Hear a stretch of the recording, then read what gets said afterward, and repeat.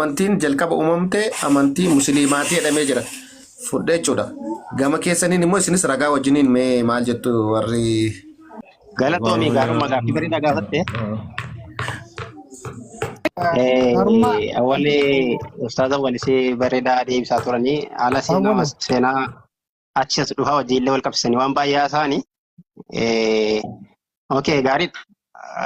Garuu achirratti gaaffii tokko kan anatti illee gaaffii ta'u deebisan keessaa amantiin namni jalqabaa yookaan amantiin jalqabaa amantii kamii kan jedhuu fi amantii islaamaadha jedhan isaanii. Asirratti gaa xiqqoo ishee wanti wallabu akka kootti amantiin islaama jedhamu iyyuu jaarraa jaaffaa booddee dhaloota Muhammad boodadha. Nageenya rabbii isarra jiraatu kan dhufe. Dura garuu namni amantiin isa jalqaba maal ture kan jedhuu fi waaqayyo jalqabaa seenaa kan biraa dhiisnee macaafa qulqulluutti yoo deebine Quraanis waa'ee kanaa sanarratti waliin namnu.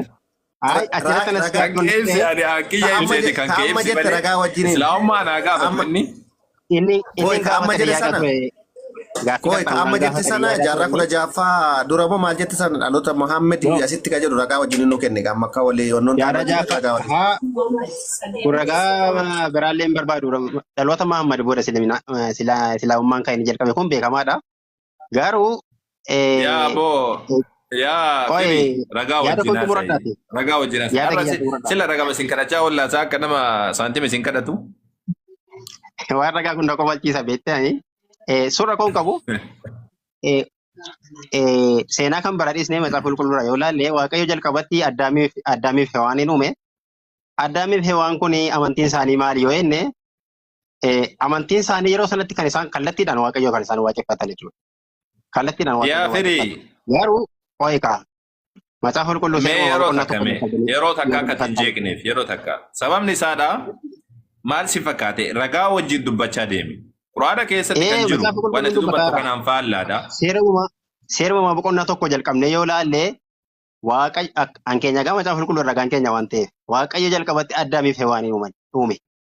Addaamiif Hewaan uumamanii kallattii hariiroo kallattii direct relation waaqayyo wajjin kan isaan qaban. Direct relation waaqayyo wajjin qabu. Sanaan booda dhiifa wajjin Addaamiif Hewaan kun musliima moo kiristaana isaan lamaan? Yeroo sana gaa obboleessa kiyya wantati beekuu qabdu yeroo sanatti amantiin musliima jedhamu kunis immoo moggaanee kiristaana kan jedhamu kunis immoo moggaanee sitti maal jira isaan direct relation waaqayyo wajjin direct relation qabu.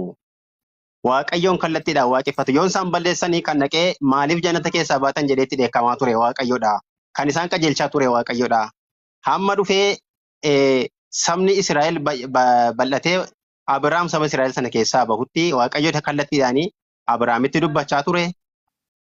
Yeroo sanatti amantiin kiristaanas amantiin musliimaas kan jedhamu jiru. Garuu namni daayirekshinii eenyu wajjin qaba waaqayyo wajjin hariiroo qaba jechuudha.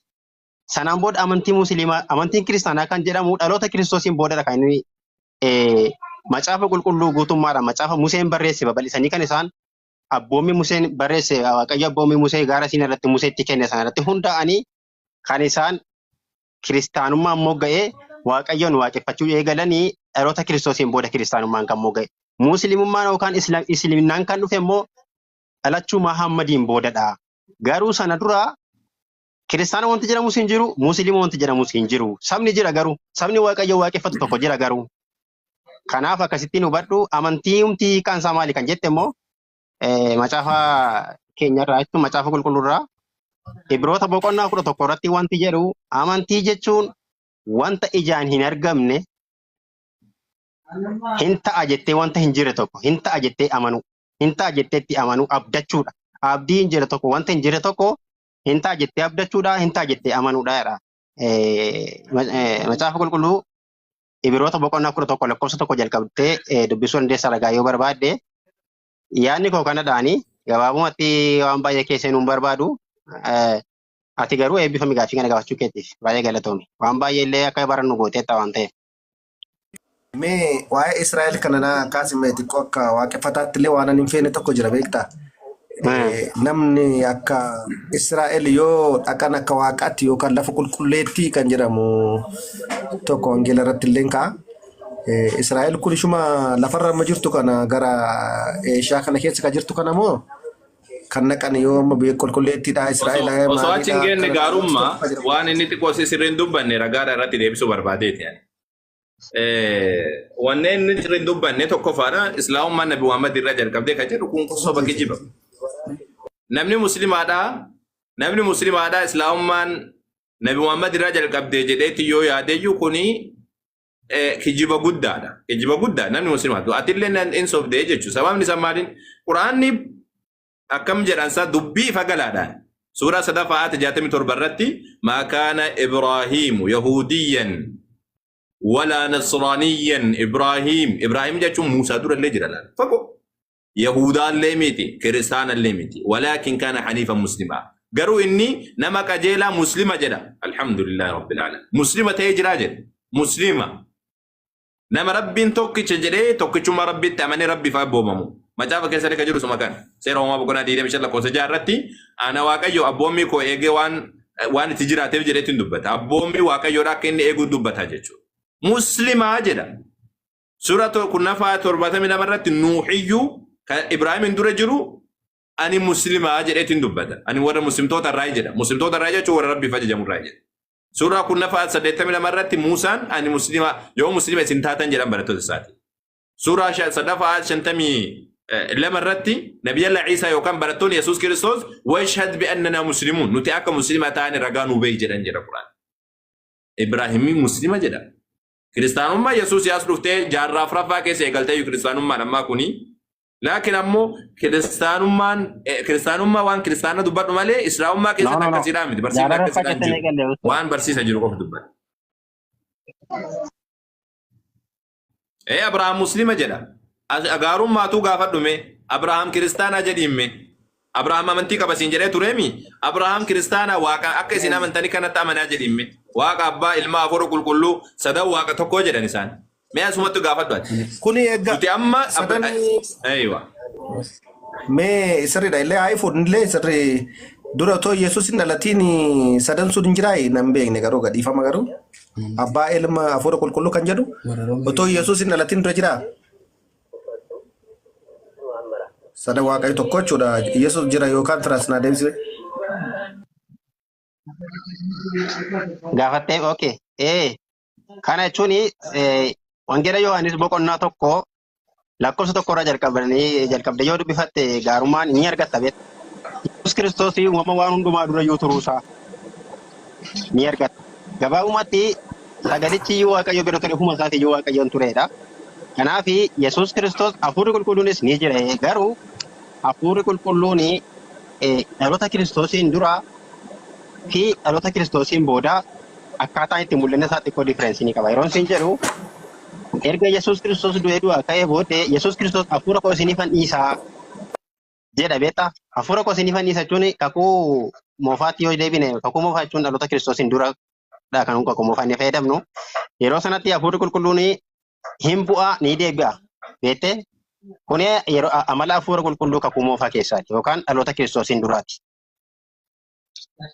Dhaloota Kiristoosiin booda garuu ani hafuura qulqulluu isiniifan dhiisa erga jedhee booddee hafuurri qulqulluun nu wajjin jira jechuudha. Yoomiyyuu taanaan nama kiristaanuma pheenxee ta'e tokko yookiin nama Kiristoositti amanu tokko namni Kiristoositti amanu tokko hafuura qulqulluu ni qaba jennee amanna. Kanaaf ni jira jechuudha sadansaayyuu. Sun gaarii ta'e akka carraa ta'e kan warra musliimaa kanallee kitaaba baay'een dubbisnee an keessaan afaan Oromoosaa argadhee dubbisuullee nan danda'a.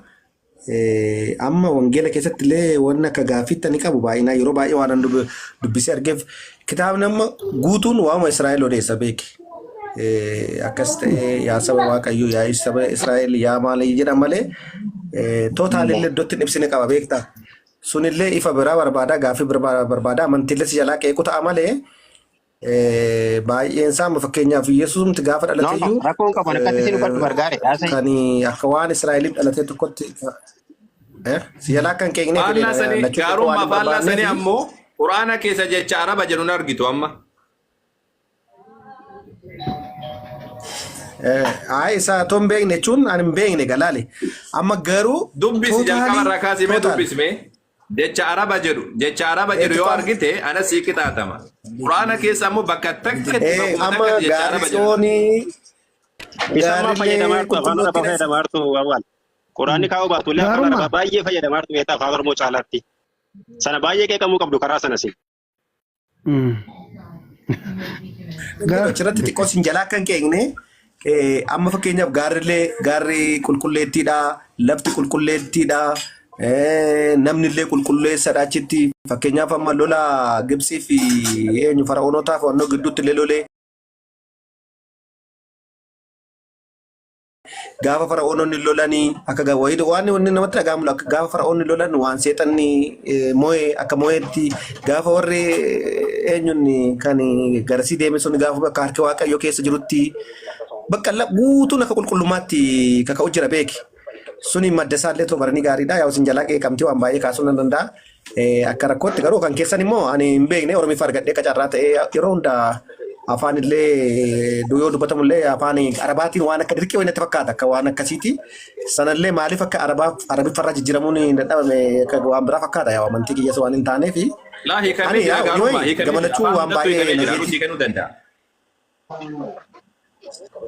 Sanatu xiqqoo rakkoodha malee ni ishii kanarratti Hiikaan ni jira hiikaan jira hiikaa sii kennuu dandeenya yoo biyya keessa jiraatte maqaan illee haati koppii sii kennuu dandeenya. biyyan jira haga ammaa kana baay'ee dubbisee ture. Suuratullee waa muraasa dubbisee ture Oromiffatti kan jijjiirame loqoda sannaa galuu dide malee baruu nan fedha beeki. Kan Ortodoksiillee kan Musliimaallee maannoo kan Peenteellee sirriitti dubbisee jira.